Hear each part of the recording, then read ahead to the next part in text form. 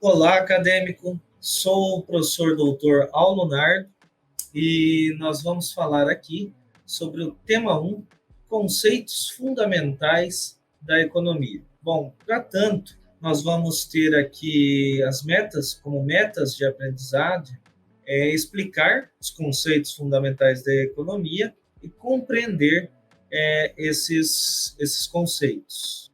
Eu vou abordar esses conceitos pelo linguajar, então, econômico, ou como se gosta de falar aí entre os economistas, como nós chamamos, o economês. Então, vou procurar sempre utilizar desse economês e explicar ele para vocês, de forma que você se familiarize com esse linguajar. Em conjunto com isso, com esse explicar o economês, nós vamos então explorar esses conceitos mesmo, os principais conceitos de economia, as relações, as principais relações da economia, né? Aquelas que são mais basilares.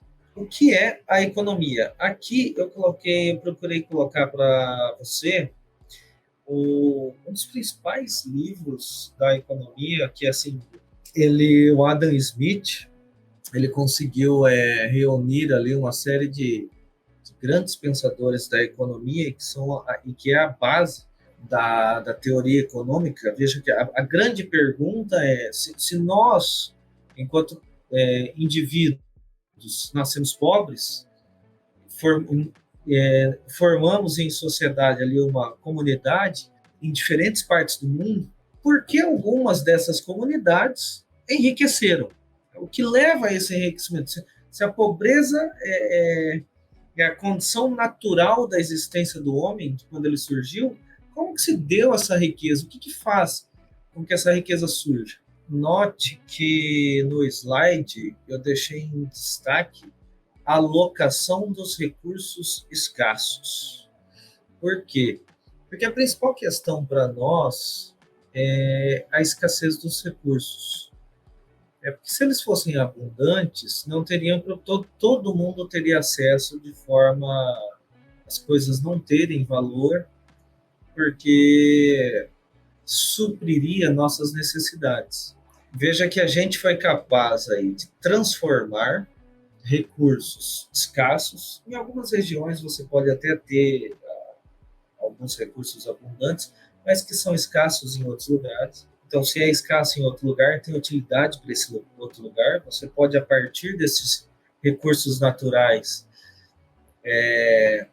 obtê-lo, né, tirá-lo da natureza e ou vendê-lo como commodity, como essa forma bruta, ou trabalhá-lo em outros, transformando em outro produto, seja este produto um produto final ou um produto intermediário.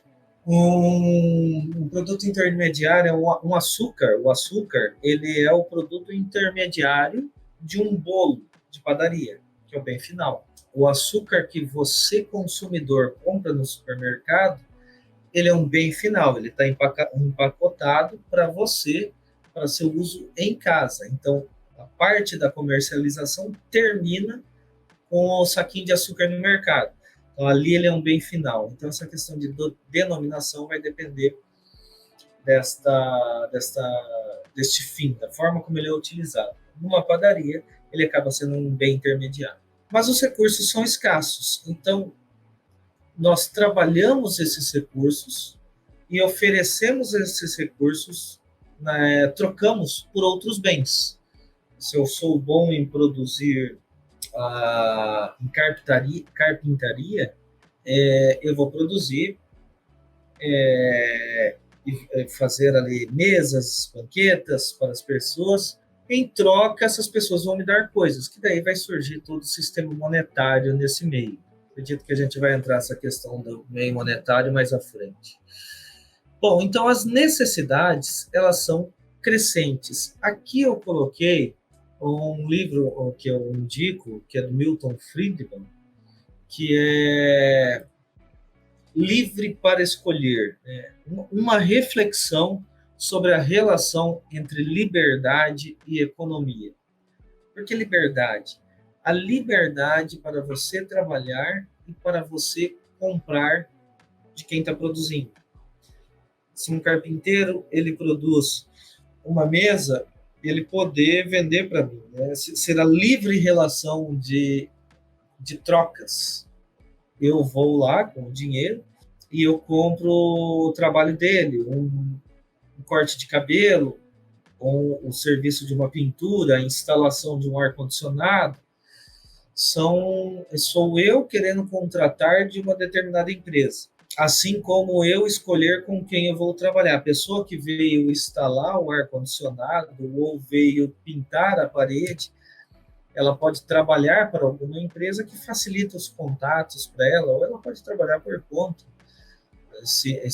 Ter esta liberdade de escolha nas relações de trabalho, assim como ter a liberdade de escolha de quem comprar. Vou citar outro exemplo.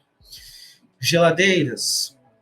Vão ter empresas que produzem geladeiras que têm um gasto energético maior, elas não são tão eficientes, enquanto outras, geladeiras mais caras, elas têm um gasto energético menor.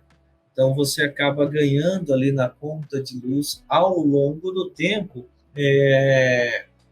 algum retorno, embora tenha pago inicialmente uma quantia maior, uma geladeira de maior qualidade em termos energéticos. Isso é a livre escolha, sabe? Nem todo mundo pode, né? Algumas pessoas vão preferir, não, quer saber? Para mim, a questão energética, se vai dar R$ 20 a mais, R$ 50 a mais, eu posso lidar. Eu prefiro agora comprar uma geladeira R$ 3.000 mais barata. Então, é a livre escolha do indivíduo. Então, eu convido você a esta leitura do Milton Friedman, que aborda bem o assunto. Bom, aqui a gente aproveita, então, para falar um pouquinho do trade-off. O que é o trade-off?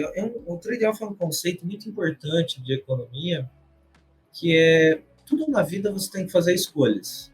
Parece um pouquinho óbvio, mas a gente muitas vezes não percebe que tudo tem uma consequência, vai acarretar em uma consequência e você tem que fazer uma escolha, você tem que optar. Então, aqui eu coloquei alguns exemplos, por exemplo,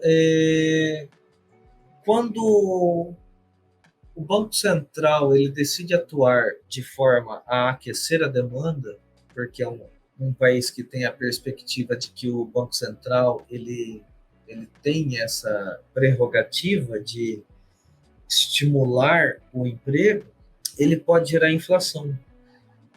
Se você for observar na história, você vai ver que teve momentos em que o Banco Central, isso em diferentes partes do mundo, tá? Ele estimulou, aqueceu a demanda, né? Diminuiu a taxa de juros. Vamos lá para as relações econômicas.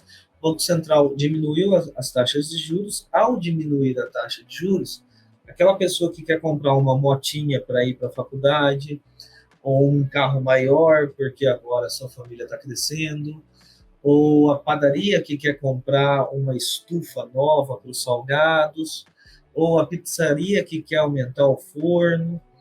Tudo isso, muitas vezes, requer empréstimo, porque a pessoa, seja ela jurídica ou física, ela não tem o capital próprio para arcar com esse consumo ou investimento. Consumo, no caso da moto e do carro, do cidadão, e no caso da empresa, investimento. Então ela pega um empréstimo. Quando o Banco Central estimula a redução da taxa de juros, há um estímulo a este empréstimo. Mais empréstimo, maior consumo. Então você está aquecendo a demanda por produtos e serviços. E isso pode gerar inflação. Por que pode gerar inflação? Porque você vai ter ali o fato de ter mais pessoas capazes de comprar não significa que tenha aqueles que produzem tenha a mesma capacidade de produzir. E o consumo ele aumenta de forma mais imediata. A capacidade de produção de uma empresa já é mais difícil de mudar, ela não muda da noite para o dia. requer uma adaptação mais de médio a longo prazo. Então, você tem um trade-off. Muitas vezes, por questões políticas, procura-se estimular a economia, reduzir a taxa de desemprego que estava num patamar considerado natural para 2%. Você acaba por contratar pessoas muito ineficientes. Quando você tem uma taxa de desemprego muito pequena, a forma de você conseguir mão de obra qualificada para a sua empresa é trazer de outra empresa. É onde você tem aqueles momentos em que a pessoa está empregada e ela nota que ela tem um poder de barganha muito grande. Ó, tem outra empresa ali me chamando, me oferecendo R$ 300 a mais. Você vai cobrir? Senão eu vou para lá. Então você começa, isso, embora para o indivíduo seja bom, muito bom essa escolha, mas isso é uma pressão inflacionária do ponto de vista da empresa. O custo do trabalhador está aumentando, ele vai repassar isso para os produtos. Os preços de todos os produtos estão aumentando, inclusive o salário do trabalhador. Isso pelo lado da demanda, tá? Por aquecer a demanda. Há formas, trabalhando pelo lado da oferta, estímulos à oferta, já pode acontecer um aumento salarial sem haver a pressão inflacionária. Controlar a inflação e desemprego. Aí, de outro lado, né? Como é que o Banco Central faz para controlar a inflação? Ele aumenta a taxa de juros. O aumento da taxa de juros faz todo o raciocínio inverso do raciocínio que eu fiz anteriormente. Isso diminui o nível de emprego, né? A economia é menos aquecida, as pessoas estão comprando menos, isso pode gerar desemprego. Salário mínimo e desemprego também é outra questão. Bom, vamos instalar o Estado, pensando em ser benevolente, decide por instalar salário mínimo como regra. O problema é que nem todas as pessoas têm um nível de produtividade daquele salário mínimo. E empresas não contratam por caridade. Elas contratam se você estiver dando um retorno para a empresa maior ou igual ao salário que você recebe. Então, quando se estabelece políticas de salário mínimo, você pode estar gerando desemprego para aquelas pessoas que ainda não têm uma formação, não puderam fazer uma formação. A questão de burocracia, muitas vezes a burocracia ela é tentado instaurá-la para estabelecer regras visando que isto melhore, clarear, né, institucionalizar ali regras de forma a melhorar as relações de trabalho. E isso não acontece, se estabelece uma série de leis, muitas vezes mal elaboradas, ou que já tem uma outra, acaba sendo contraditório, enfim, você gera uma série de burocracia, muitas vezes tem que passar por 3 ou 4 etapas, instâncias do governo, sei lá, podemos citar qualquer cidadania que você for tirar, você tem que passar por uma série de setores, uma série de papelada, então isso pode gerar uma série de ineficiências. Leis trabalhistas e desemprego também, você tendo mais leis trabalhistas que supostamente defendem o indivíduo que está sendo contratado, você, de um lado, está desestimulando a empresa a contratar, porque é uma série de regras, e de outro, você pode estar o Estado acaba tomando para si a decisão do adulto competente. Vamos supor que alguém queira me contratar por R$ 800, eu estou parado, não estou fazendo nada, ele quer me contratar para fazer alguma coisa, seja lá o que for, o serviço, e ele não pode, porque uma série de regras não permite que ele me contrate por menos desse valor, ou para contratar tem que ter isso, isso e aquilo, enfim, isso acaba desestimulando. Então, o trade-off são essas questões que a gente tem que lidar, tá? As escolhas que temos que fazer. Bom, uma vez que nós temos, além do trade-off, nós temos também o conceito de custo de oportunidade, tá? Porque, afinal, pegando aqui da física, né? Um corpo ele não pode estar em dois lugares ao mesmo tempo.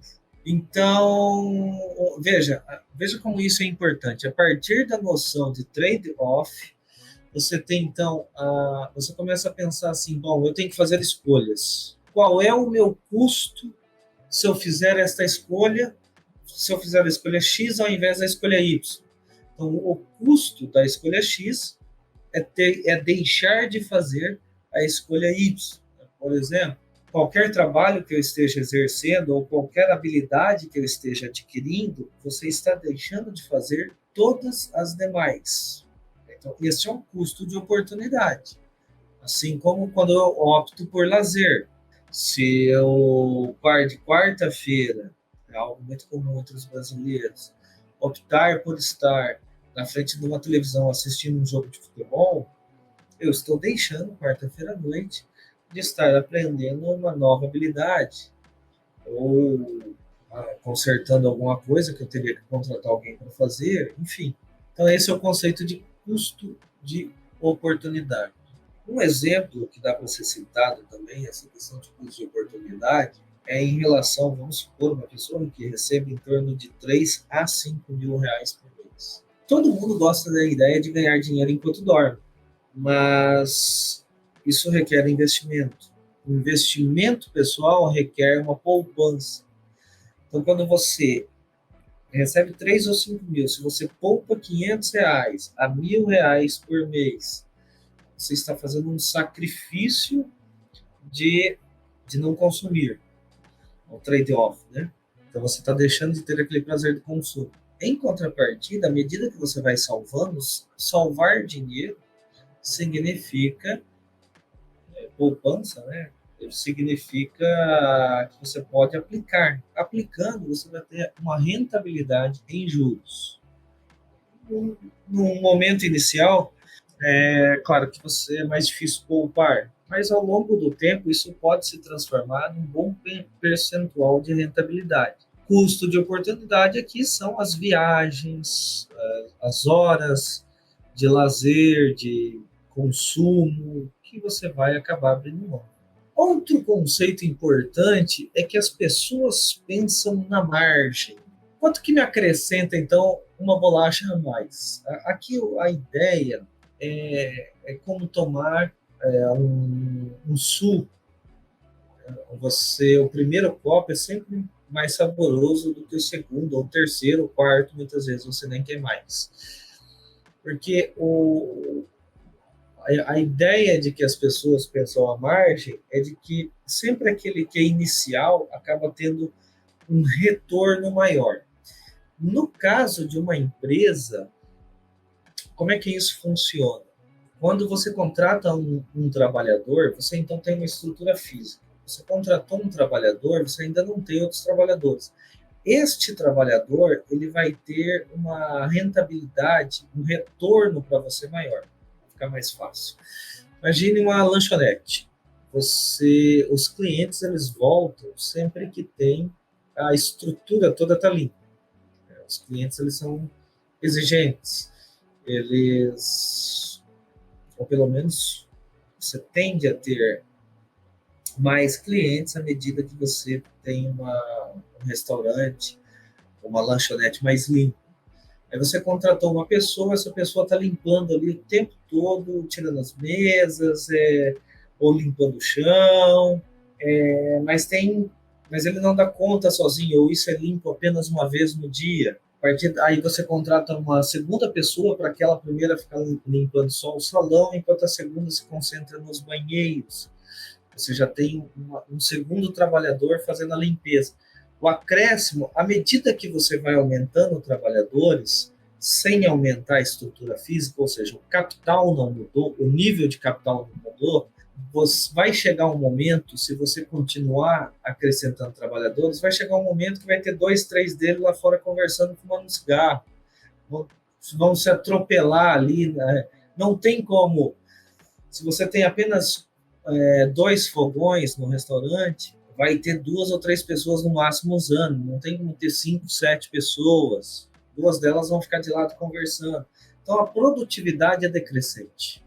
para trazer esse conceito para o lado da empresa. Claro que você pode aumentar o capital. Tem 3 fornos, você pode comprar mais outros 3 ou 4 e daí contratar mais. Você está aumentando ambos os recursos que você utiliza. Aqui nós temos outro conceito importante, que é as pessoas reagem a incentivos. Isso aqui, esse conceito, ele é fundamental sobre o aspecto tanto de ser produtivo, trabalhar ao invés de estar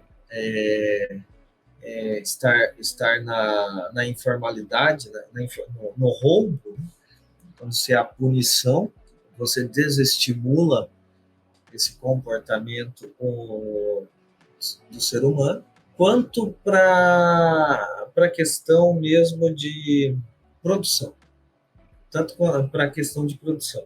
Por exemplo, uma sociedade mais livre nas relações de trocas, se tiver faltando, vamos supor, se começou a faltar álcool para limpar as mãos, se começou a faltar álcool, vai aumentar o preço. Aumentou o preço, vamos melhorar isso aqui. Para começar a faltar álcool, a demanda, o desejo por comprar álcool aumentou, sendo que a oferta permanece a mesma. Isso gera pressão sobre os preços. Os mercados começam a vender, à medida que seus estoques vão acabando, começa a vender a preços maiores. Com os preços maiores, você tem as pessoas que estão demandando, começam, opa, quer saber? Eu estava desperdiçando álcool, eu vou usar álcool de forma mais inteligente, vou racioná-lo, economizá-lo. Aquela pessoa que estava comprando 3 álcool em gel, ele começa a comprar 2 frascos. E de outro lado, você tem o estímulo à produção. Você pega assim, sei lá, um libanês qualquer. Libanês é bom para comércio. O que ele faz? Ele percebe a necessidade. Ele fala, opa, as pessoas estão desejando mais álcool. Libanês produz. Aqui eu estou comentando o libanês que tem a fama de ser bom comerciante. Né? O que é esse ser bom comerciante? É perceber a necessidade. Opa, o álcool aumentou de preço, é o sinal para mim, eu, bom comerciante, que as pessoas estão querendo consumir isso daí. Então, eu vou produzir. E aí você tem uma volta, a oferta e a demanda tendem a se equilibrar novamente. Então, as pessoas reagem a esses incentivos. É por isso que, embora num primeiro momento possa para algumas pessoas parecer que um aumento da demanda por álcool, seja o motivo que for, algumas pessoas podem pedir, olha, Estado, intervenha e congele os preços do álcool para que todos possam comprar. O congelamento de preços não vai sinalizar para aqueles que são bons comerciantes que as pessoas estão demandando mais. E ao não sinalizar, ou pelo menos não vai estimular esses comerciantes a produzir mais. O estímulo é via preços. Então, o que você vai ter? Você vai ter escassez de produto. É onde você vai ter aquelas filas. Os países que fazem essas práticas de congelamento de preços, você tem aquelas filas para o leite, enfim, para conseguir ali um litro ou 2 litros de leite, uma quantidade limitada. Então, tudo é uma questão de incentivos. O comércio é bom para todos. Veja, um país, então, ele pode... As pessoas dentro de um país podem ir se especializando em diferentes trabalhos. Inclusive, algumas delas vão inventar trabalhos que você sequer percebia, trabalhos ou produtos que você sequer percebia que você precisava. Seja, sei lá, escova de dentes elétrica. Para muita gente é uma bobagem. Para outros, a pessoa achou uma invenção ótima e sempre procura comprar escovas elétricas. Banho de cachorro. Se você chegasse para alguém da década de 80 e falasse sobre levar o cachorro para tomar banho e voltar com um lacinho na cabeça, isso ia soar ridículo. Ração para cachorro. O cachorro comia resto do que sobrava ali da família. Então, são necessidades que são construídas. E isso é a beleza da divisão do comércio, né? Divisão do trabalho. E só que isso é limitado, muitas vezes, pelo tamanho do país, né? A quantidade de pessoas que há no país. Vamos supor, um país que seja muito bom em produzir soja, mas às vezes a soja não é a soja ou seus derivados não são muito utilizados naquele país. E algum outro país, por uma questão de costume, já utiliza mais. Então você pode continuar produzindo, ou mesmo os comerciantes, os empresários daquele país podem continuar produzindo ou aumentar sua produção, porque tem pessoas de outros países que podem consumir. Então, o comércio internacional ele pode ser muito benéfico nessas relações de livres trocas entre indivíduos. E aqui eu coloquei uma crítica do Instituto Hofbauer aos institutos que tentam organizar as livres relações de trocas. É um convite que eu faço a você para você compreender uma visão libertária. Porque muitos desses acordos de livre comércio, quando o líder de um país chega falando sobre, fizemos acordo com outro país para podermos comprar livremente.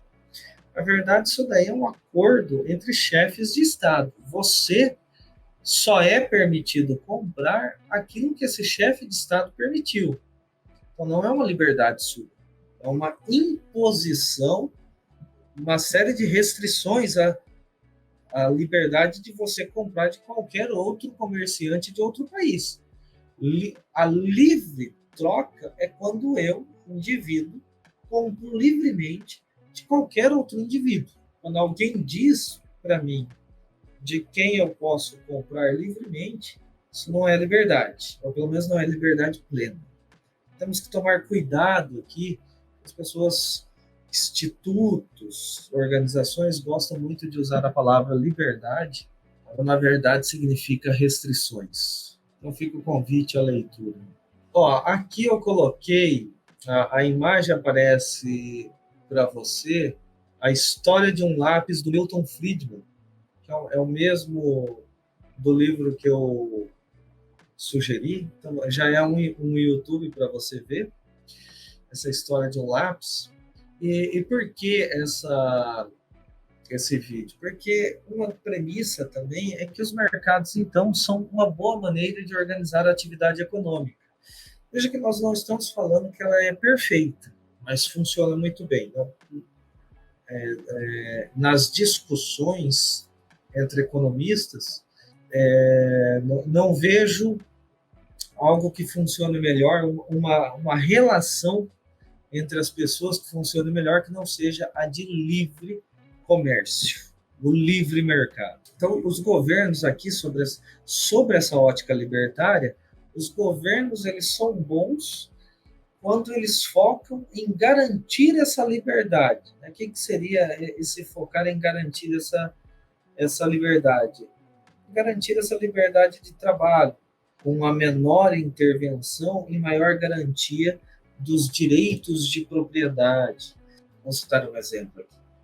Quando uma pessoa trabalha lavando roupa, ela trabalha de 8 a 10 horas por dia lavando roupa, visando comprar uma casa, muitas vezes para deixar a seu filho, ela inconscientemente ela está partindo da premissa que quando ela comprar uma casa, ela tem um papel, uma certificação, que aquela certificação, a casa é dela, e que as leis garantem que se acontecer alguma coisa para ela, essa casa passa para seus filhos. Veja que isso são leis que são criadas para que isso aconteça. sem que ela precise, a não ser que ela não queira, daí ela faz ali alguma documentação para quem ela quer deixar, tal, mas do contrário vai passar para seus filhos. Então, olha o estímulo que ela tem, inconscientemente, ela está trabalhando ao longo de 20 anos para conseguir pagar essa casa, 20, 30 anos, inconscientemente o que está ali é a garantia do direito de propriedade privada. A casa é minha e dos meus, e eu tenho direito a defendê-la. Então, essa série de regras faz toda a diferença. Isso aqui eu citei um exemplo de uma pessoa simples querendo adquirir uma casa. Vamos colocar no aspecto de uma grande empresa. Alguns investimentos, dada a infraestrutura necessária, levam 5 anos para começar a dar retorno, 5 a 10 anos. Um país com regras instáveis, a empresa vai pensar 3 vezes antes de fazer os investimentos, os aportes necessários. Um país com instabilidade jurídica. Então, essa questão das leis para favorecer o livre mercado, elas são importantes. Então, fica aqui o convite. Esse videozinho é um vídeo curto. Ele coloca como a relação de livre mercado ela aproxima pessoas que muitas vezes poderiam, se conhecessem pessoalmente, se odiarem, mas a relação impessoal do livre mercado aproxima essas pessoas pelo interesse pessoal de venda e aquisição de produtos. Simples assim. É isso. Fico por aqui e a gente se vê em outro tema. Tchau, tchau.